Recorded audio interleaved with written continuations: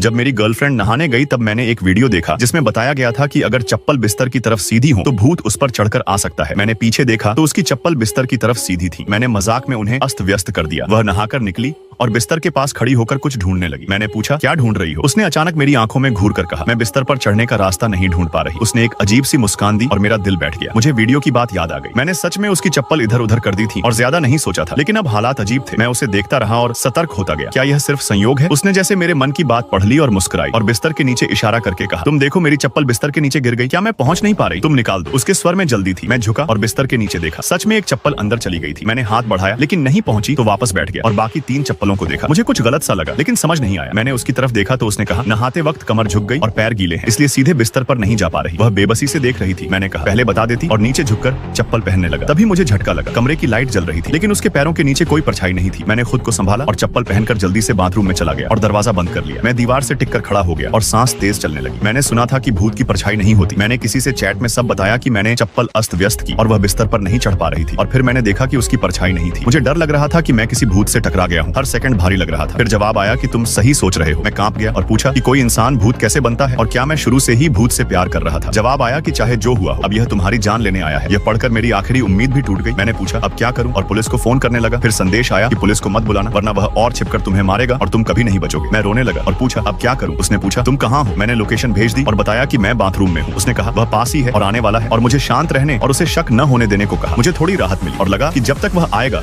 मैं बचा रहूंगा। तभी दरवाजे पर दस्तक हुई और बाहर से उसकी भारी आवाज आई, क्या तुम अंदर हो? मेरे दिल की धड़कन गले तक आ गई। उसने पूछा कि मैं कब से अंदर हूँ और आज अजीब क्यों लग रहा हूँ। मैंने देखा कि धुंधले कांच के पीछे एक काली परछाई पास आती जा रही थी। मैंने कांपते हुए कहा कि पेट दर्द है इसलिए आया हूँ और खांसने का नाटक किया। वह बोली, क्या फल ठीक से नहीं धोया था? और दरवाजा खोलने लगी लेकिन नहीं खुला। वह बोली, तुमने लॉक क्यों किया है? अंदर क्या कर रहे हो? मैंने कहा, अभी ठीक हो जाऊंगा, और चुप हो गया। तभी दरवाजे के नीचे से हल्का सा काला धुआं अंदर आने लगा और मैं और डर गया। इसी वक्त फोन में संदेश आया कि बाथरूम में छिपे मत रहो वरना उसे शक होगा और अगर उसे पता चल गया तो वह तुरंत हमला करेगा और कोई तुम्हें नहीं बचा पाएगा।